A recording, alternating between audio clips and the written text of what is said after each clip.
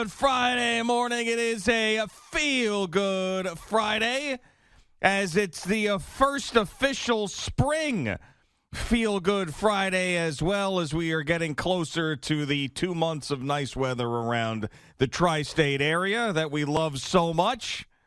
We've got a press conference to break down from yesterday at Citi Field. We've got 4 Sweet 16 games last night and 4 more tonight. As Al was asking Jerry, how many games tonight? Jerry goes, there's 4 more. And as I was waiting for the elevator this morning, legendary DJ Scott Shannon looks at me and goes, how about that Al Dukes? Doesn't even know there's 4 games tonight. What a sports show. We're going to have a good one today. We always do on a Friday. Good morning, Boomer. How are you? All right. Good morning, G. I'm doing well. I'm feeling better finally. Starting to feel better coming out of that Sabrina cold that you gave me. That's right. I did. That thing lasted about 7 days, I think. It was a rough one. It was a rough one. There's no question about it. And a rough one. Speaking of a rough one, this is what yesterday's press conference by the mayor was at Citi Field. I mean, it just, if I were his advisor, I'd be like, Mr. Mayor, this makes no sense whatsoever. It really makes no sense whatsoever. You have people out there that we asked to be on the front lines for about 18 months before they could even be offered a vaccine. Because the first vaccine, if you remember, goes back to December of 2020. Mm-hmm. And that's how quickly the initial Pfizer vaccine came out. And Sarah Lindsay, she's an ICU nurse over there at the Jewish Medical Center in Northwell. She ended up getting the first Pfizer vaccine. And it wasn't available to everybody else until probably maybe February, March, April of 2021. And prior to the vaccine, we were asking all of our frontline workers to go to work. And that meant frontline workers are people who work in hospitals, obviously, the police, the fire, the sanitation, all the people that need to be and had to be required to go to work without a vaccine. And now here we are in 2022, and we're celebrating, or some are celebrating, the fact that baseball players and a basketball player can go play basketball and make their millions of dollars. Meanwhile, if you work at Citi Field or if you work at Yankee Stadium and you're not vaccinated, you can't work there.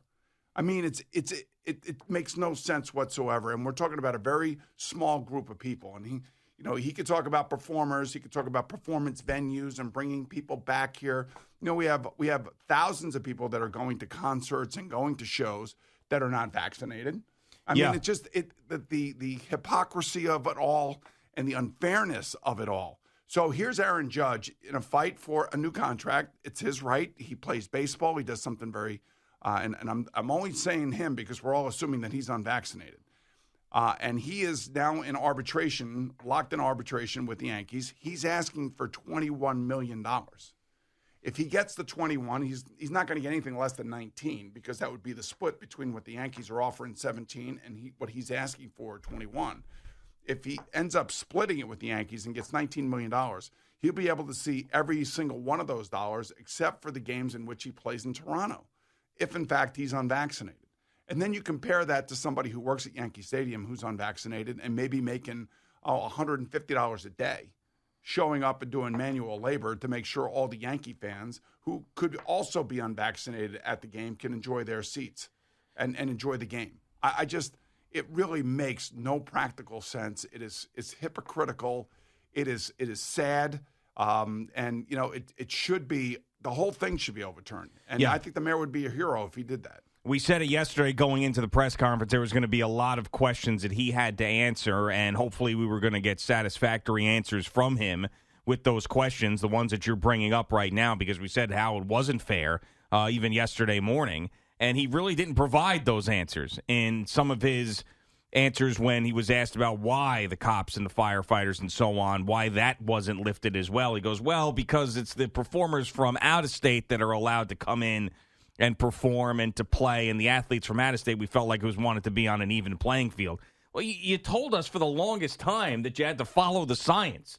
We're following the science. We're following the science. And now all of a sudden, you're changing that. You're going back on the stuff that you were saying, and then you're making this more crazy and make less sense than it ever has.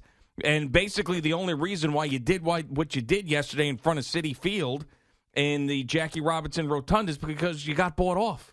That's why.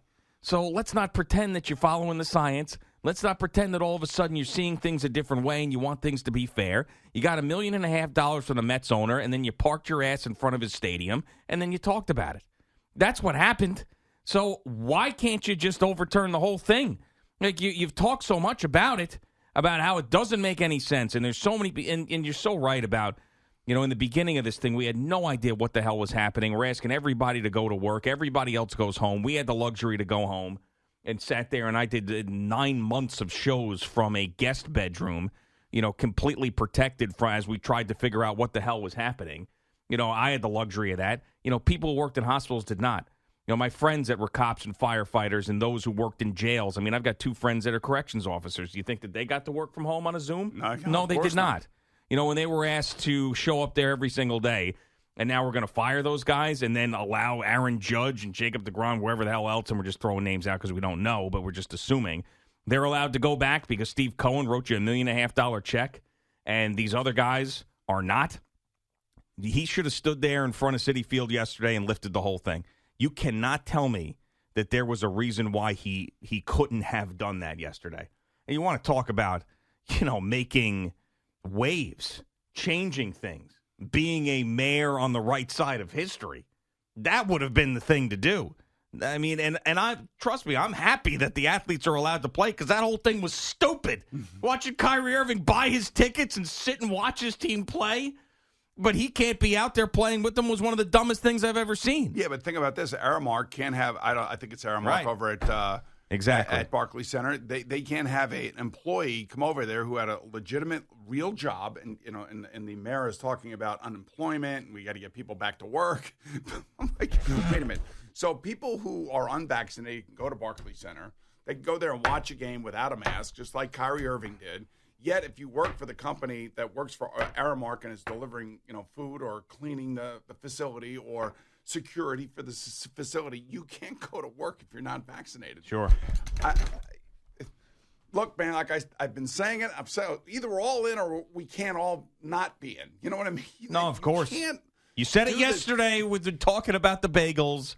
You don't like half-assed things. And this is like such a half-assed thing. Yeah. And, and I'm sure there are going to be people, because he's a general and he's leading from the forefront. And I'm sure there are going to be people that are, can't believe that he's even lifting any of the mandates because they're so mandate-esque in their mind. And they feel like they, need the government to protect them when they should be able to protect themselves. And they can't. It's like it is so disheartening and so stomach-turning. And there are really no words to talk about the hypocrisy here, especially when you realize that Steve Cohen gave $1.5 million to his political action committee. Yeah. I mean, come on. What are we doing? I mean what the hell? What we're doing is we're watching politics work like it has worked since it sucks. The start of time. It totally sucks. I mean, if there was a billionaire out there that wanted to that represented the cops and the firemen and the blue-collar workers and the nurses and everybody else and the doctors, and they had, $1.5 million to give to the campaign, I wouldn't be surprised if there would be a press conference outside a metropolitan city hospital tomorrow. I don't know how aware you are of this, and I'm only bringing it up just to make a point about politics and how it works. And I'm not trying to be funny or anything else. I'm trying to be serious here. So you obviously know the United States is putting sanctions, and the world are putting sanctions all over Russia because of their invasion of Ukraine. Yeah. Yep. And they keep talking about oligarchs, taking the money away from the oligarchs, taking the yachts away from the oligarchs, ruin their families' lives. So one of these oligarchs has a daughter who's obviously on Twitter or on Facebook or whatever, and she's bitching and complaining that her ATM card doesn't work. Well, her ATM card doesn't work because her family is a part of the sanctions. Mm-hmm. And it's so, just off-putting and just, she can't live her life. Meanwhile, a country is getting obliterated right in front of our eyes. And it just goes to show you that how the world, and especially America, because it's all about money here, is trying to put pressure on people that are close to the leader of a country that's invading another country. A much smaller country. That's a whole other thing. Mm-hmm. But anyway, so the point being is that money talks and BS walks. It's all about money. Yeah. And in our country, it's the same thing. People who have the money make the decisions. People who live a certain way tell you how they want you to live.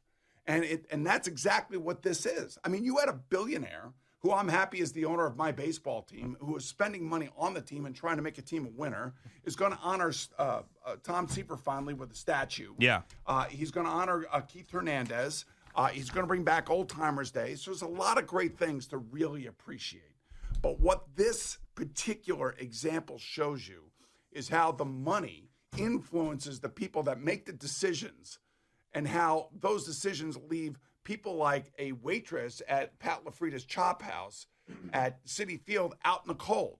And she doesn't want to get a vaccine because she's already had 2 miscarriages.